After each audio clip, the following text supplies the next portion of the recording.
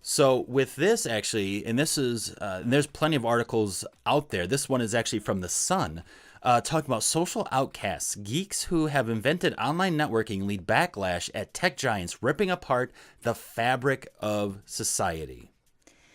Yeah, basically, like for example, Justin Rosenstein, creator of Facebook's infamous like button, he believes that we have to fix the problems urgently before it's too late. He says, and I quote, "One reason it is particularly important for us to talk about this now is that we may be the last generation that can remember life before." Like, whoa, got chills just reading that, right? It's and it's crazy because a lot of these people who have worked for these social media platforms, they're actually sending their kids to schools that are digital free.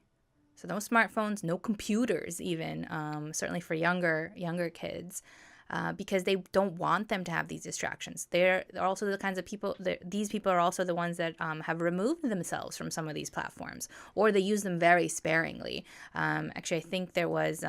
See if I can find this real quick, but. One of the creators of Twitter's refresh feed, so like the way that you can just sort of pull down on the app in Twitter and just refresh and get the new tweets.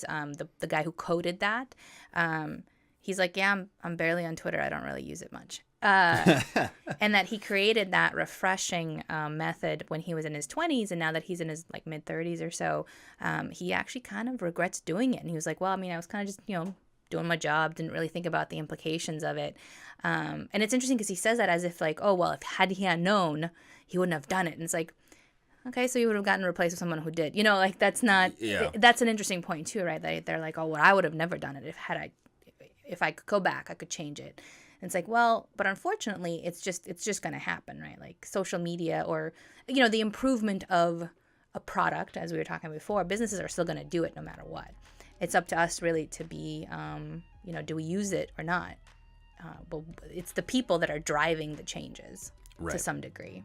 Well, and it also goes back to the fact of there can be too much of a good thing. Like I feel personally with social media, it's not a bad thing inherently. And I think it's great, right? You can connect with people in a new way that you never be able to before. You can get new perspectives. You can actually ideally share news the quickest through social media. Like honestly, so much of the news that I pick up on about, let's say, even major disasters like fires and so forth, I hear about on Twitter first because people are becoming community reporters and jumping out with their phones, taking photos and sharing this content. So I know it before CNN knows it, or MSNBC or Fox News or any of these people actually have a sense of what the heck is going on. And so in that sense, it can be fantastic. It could be fantastic in the sense of you learn different perspectives, you're sharing information, but again, it can go too far. And it can also get to the point where the people who have created this system or this network can abuse it and can utilize it for negative or not think about consequences of once that information is out there on their platform, who else can see it, obtain it, and use it.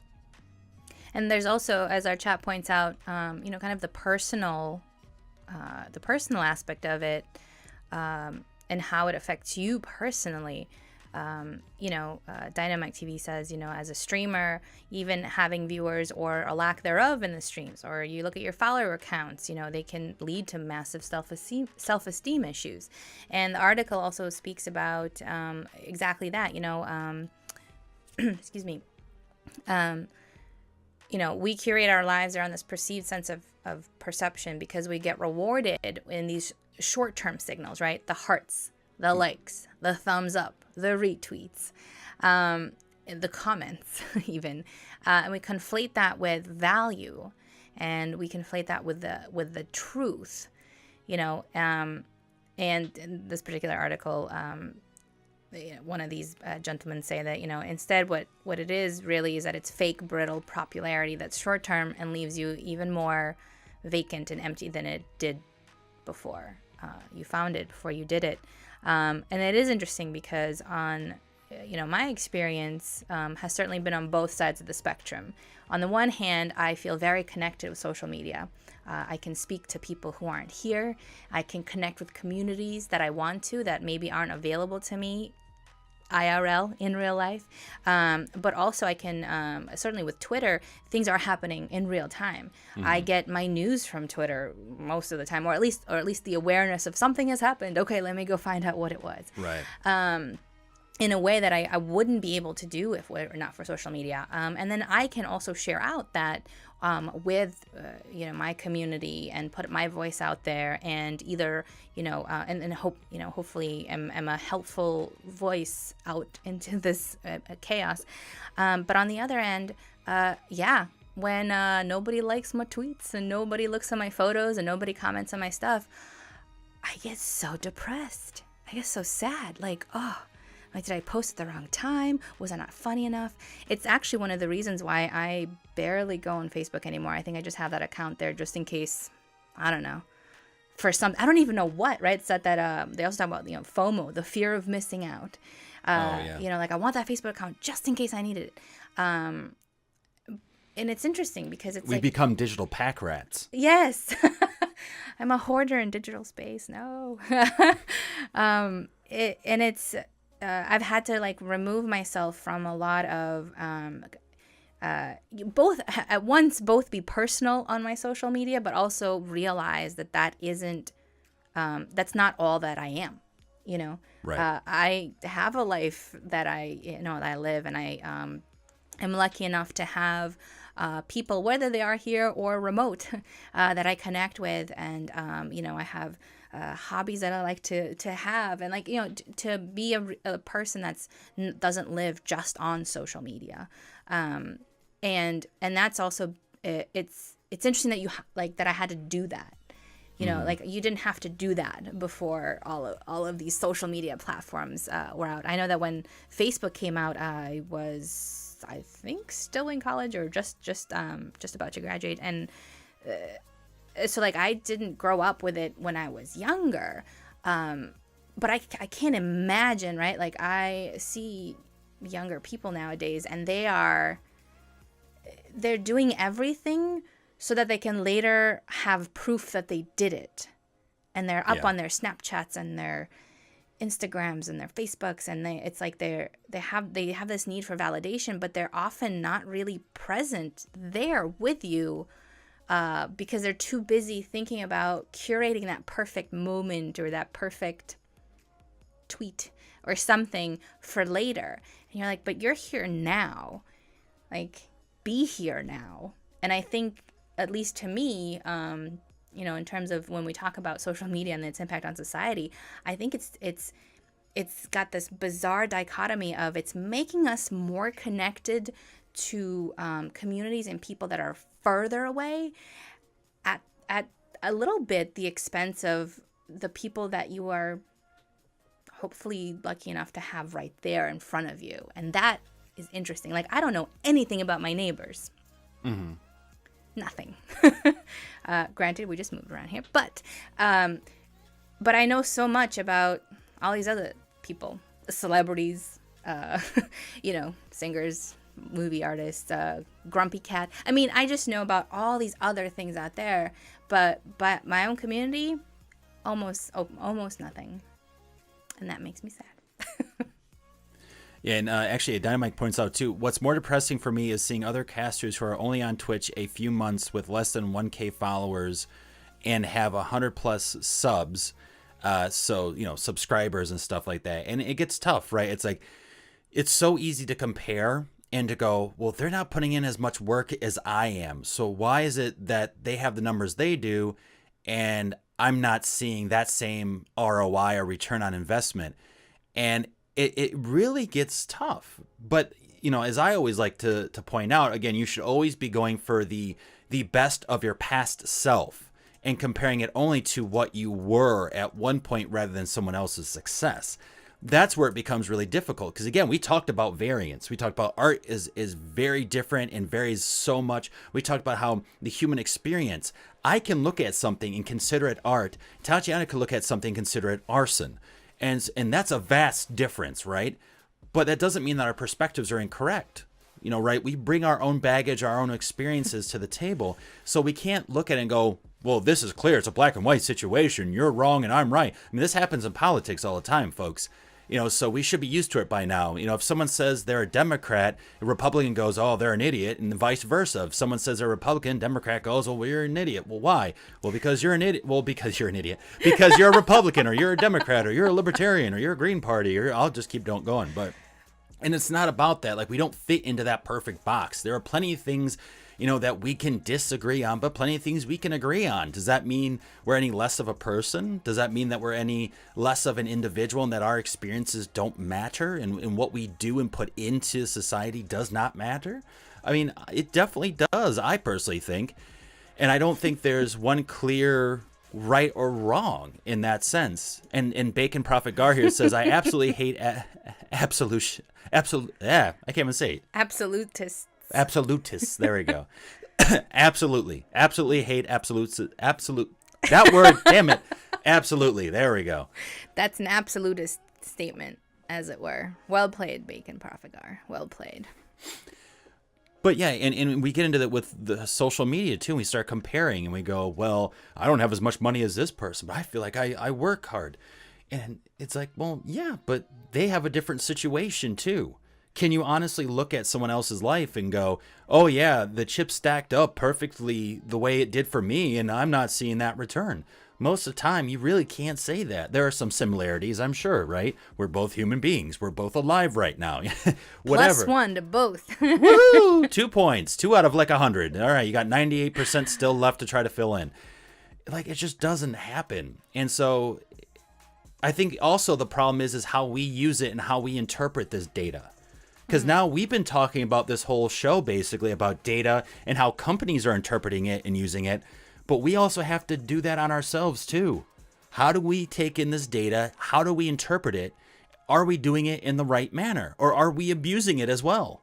But now instead of to inflict pain on someone else or to manipulate someone else, we're actually doing it to self-manipulate or to be masochistic and injure ourselves. Or self-inflict damage to ourselves, to our egos, to our mental and emotional health. Because we don't know how to control that little part of our brain that goes, that's not good enough. Yeah. Preach.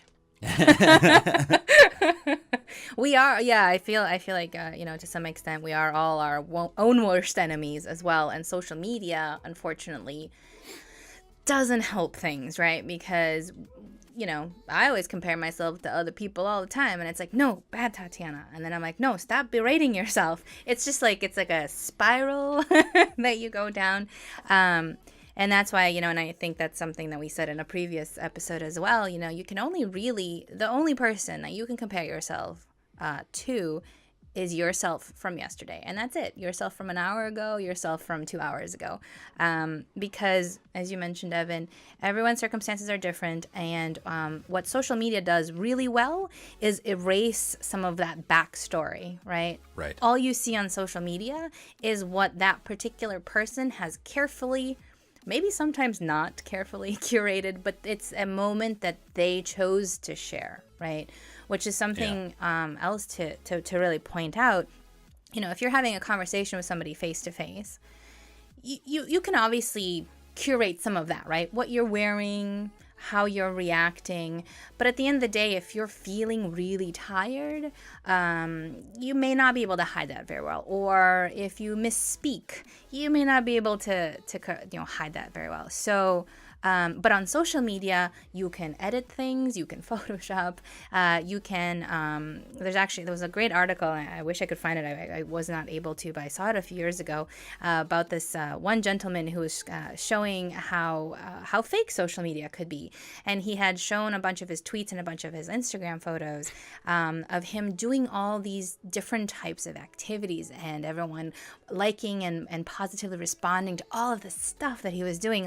For example, one one where he looked like he was on top of this very tall mountain, and he was like kind of almost bent over, like, oh, I'm trying to breathe, like, oh, I just ran up this like just now, and it only took me like, you know, an hour or something. And everyone's like, oh, that's so amazing.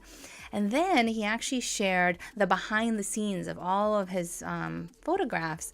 And that particular photograph, for example, he had driven up to the mountain with his car. He had parked the car. He was right outside his car. He doused some water on himself to make it look like he had been sweating. And he said, you know, and he kind of got into that pose and like, oh my God, and then wrote some, you know, compelling copy about what it was that he was doing. And then he actually went on in the blog post to say that, you know, he was actually very sad, very depressed. He actually had nobody to ever do any of these activities with, but he always made it seem like in his photos that he had this bustling, amazing life, you know. And that was amazing for him to be able to share all of that as well, you know, to kind of peel back the facade and show, hey, you know what, this is actually me as a human being. This is my particular situation. And that's true, right? Like, social media is to some degree a facade, some more exaggerated than others. But you know, I tend to not post photos of me when I look like this, you know, like I try to keep my eyes straight and get some good lighting in there. So yeah, it's reality TV. And that's the thing, is that us as users have turned it into this as well. And at the same time, you could also look deeper in and go, well, yes, we've turned it into this, but it's only because it was being perpetuated by marketing, by companies who represent, for instance, influencers, let's say like Kanye West or Kim Kardashian West or whatever, online on Twitter. All the Wests. Or, yeah, all the Wests. Northeast, West, all the directions. Northwest Airlines, you name it. But, you know, whoever is running these campaigns, right, they basically have created this expectation of what is a social post, but then we don't question it. We then go, I need to imitate that. Mm. And now all of a sudden becomes this art imitates life, life imitates art. But don't go burning anything, though. Don't go. But it's not in a deep way, right? It's just to try to get clicks, to get validation. And that's really the big issue, is that we're not questioning it enough.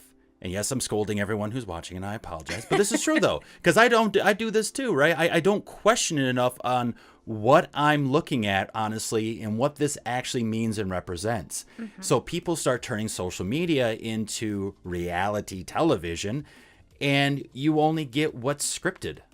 You know, it's funny, too, because so many people who do well, who are these influencers on places like Instagram, have really just excelled in understanding the concept of film or theater, where you don't break the fourth wall, right? Or you figure creative ways to break the fourth wall while still bringing that sense or that perception to the viewer without breaking that and going, hey, I'm just a miserable human being.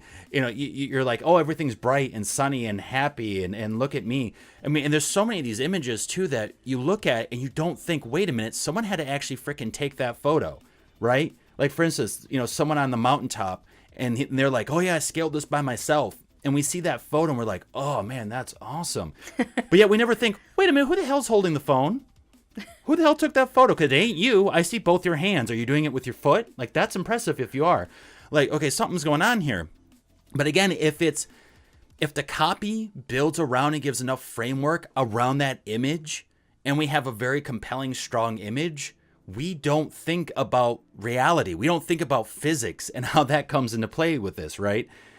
For instance, too, like those, oh my God, this photo, everyone's done it, it feels like, or so many people have done it, and it's gotten big, where it's like the person's account and they're turning away or they're turning at the camera and they have their hand out holding someone else's hand, but you don't see that person. You just see their like arm out, extended out, and they're like running toward a beach, like laughing. And you're going, oh, wow, that's such a beautiful picture. Man, I wish I was there. I wish that was me. And you never question, wait a minute. One, whose arm is that we're seeing, A? B, someone had to have taken that photo because it sure in hell wasn't the person whose account this is. And C, wait, this had to have been set up. They're not just running with their phone out randomly and going snap, snap, snap, snap, snap, snap, snap. Well, Bob, I hope one of these turn out. I mean, that motion blur is really killer, but I think we got it on the 35th take. You know, we have to think about logistics here, too. And unfortunately, it's so easy to fall into that trap of that performance that we never question those things. So, and we got actually some great comments in chat here just to kind of bring up. Let's see here. People are saying, well, you have Dynamite here who's saying, I record my singing about 13 times before I post it to Twitter. So there you go, right? Bacon Prophet Gar says, well, it's that good old human herd mentality.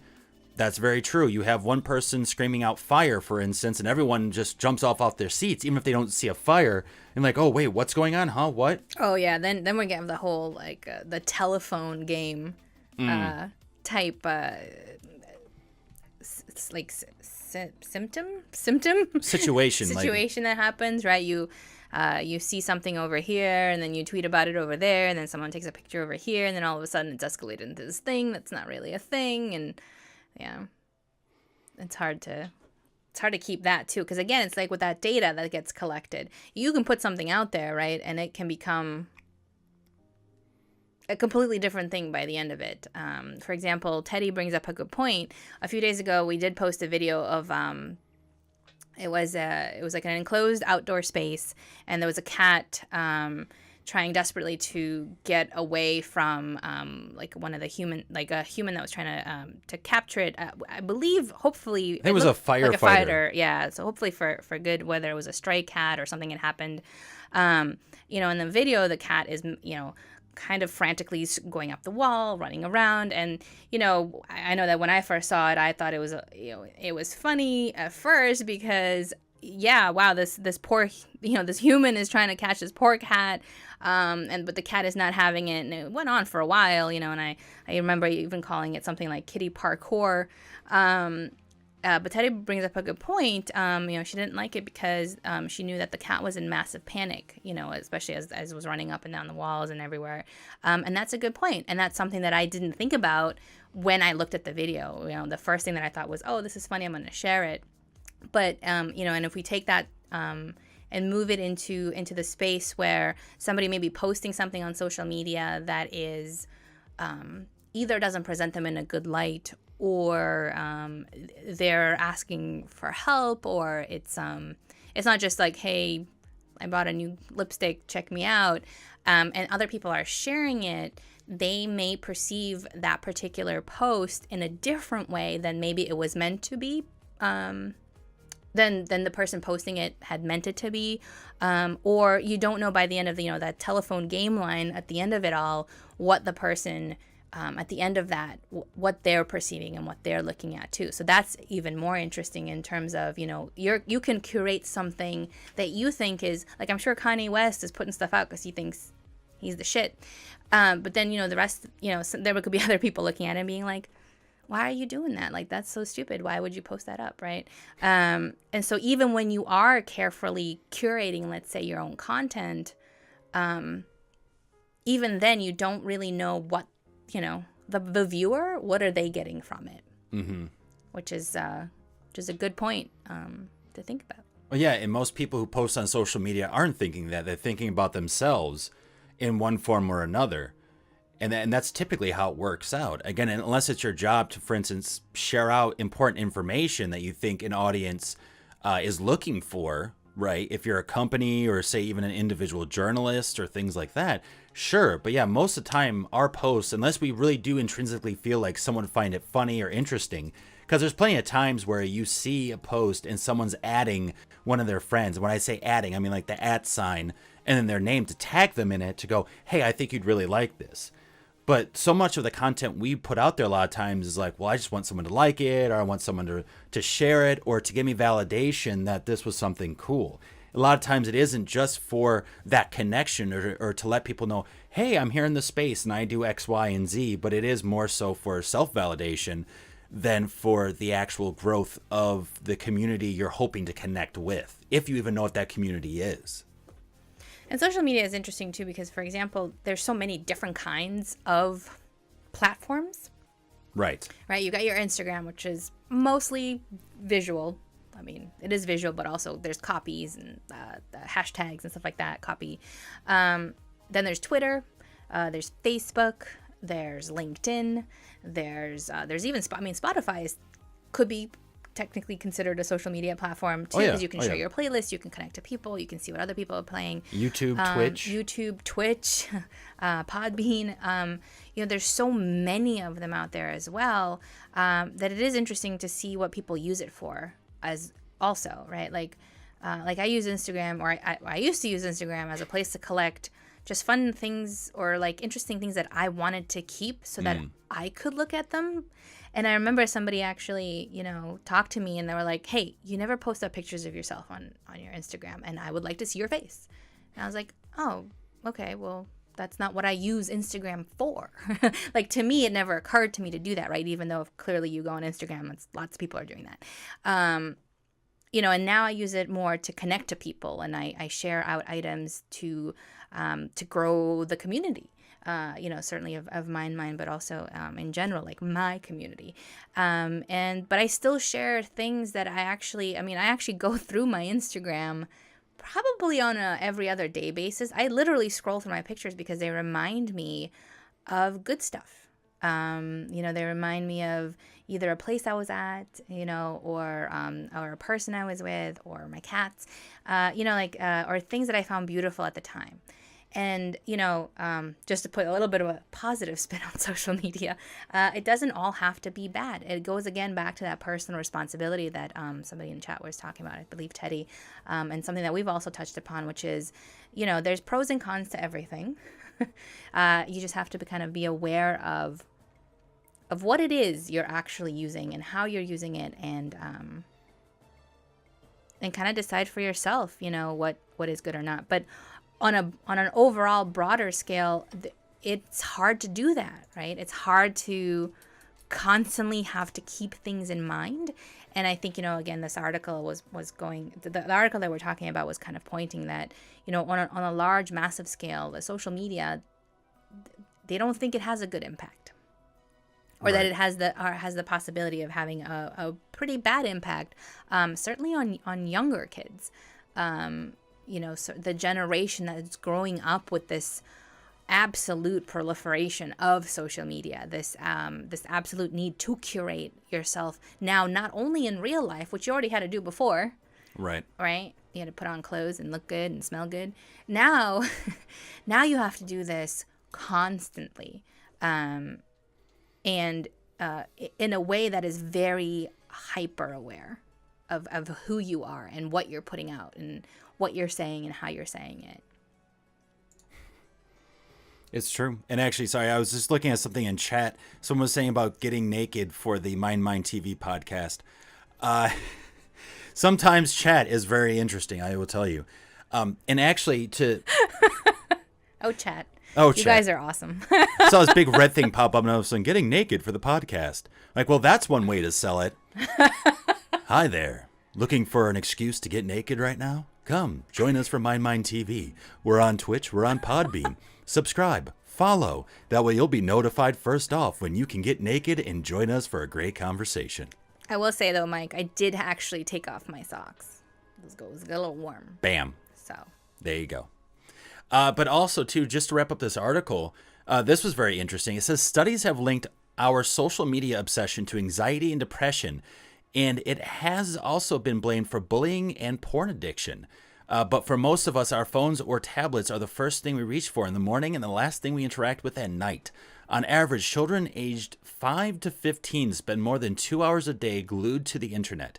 The tech is designed to be addictive, and it is certainly succeeding. Now, that is something to take in, but I will point out that as much negative as you can find on social media or electronic devices, mobile devices, there are also a lot of good out there too. And what we start to get into when it comes to this research and some of this information being put out, we start coming across more biases now. And we start getting into a more closed-minded point of view on technology from people who maybe came up in an earlier age and where this wasn't prevalent. And, they say the good old days. The good old days. Which really, what was the good old days? You know what I mean? Like, there's a lot of questions to what that really was in the first place, and was that ever really achieved? Most would say no. But, looking at it, lots of these articles have a certain kind of bias built in as well. And they're going to say either, yes, we agree with this topic, or no, we don't. It's very hard to say, well, here are the two sides, and it's really truly from these two sides weighing in this one direction or another. Or they're never saying at the end either that it's insignificant, like the data so far is not sufficient enough to give us a final review of what this really does to us. So even though they're saying, well, this could cause anxiety and depression, which we kind of talked about on why that would be, it can also make people feel connected as well. And that's why I have to kind of disagree with that statement as well, because there are plenty of people who are on Twitch or who use social media who feel like, you know, they're maybe socially awkward or maybe face anxiety and have a really hard time with going face to face with someone to chat with them. Online is their best way of connecting to people and really get a sense of that connection and really feel that connection. That's the closest they can get because of that personal obstacle that they're facing. So there is also a lot of good, and there are plenty of data out there to also support that. So I would say that with this, even though it says there is anxiety and depression, and that is definitely a factor that we have seen where people have committed suicide because, you know, they felt they couldn't meet up with expectations, whether it's because of online bullying, which has been a huge thing for those in middle school and high school, or even adults who just said, you know what, my life doesn't add up to that. And unfortunately, they felt that was the end all be all. But I do disagree, though, in respects, too, because I do feel like there is a lot out there that is beneficial. But it's always, again, going back to that fact of who's using it, how is it being regulated? And it's not just on the businesses or our governments, but on ourselves as well to be able to regulate that.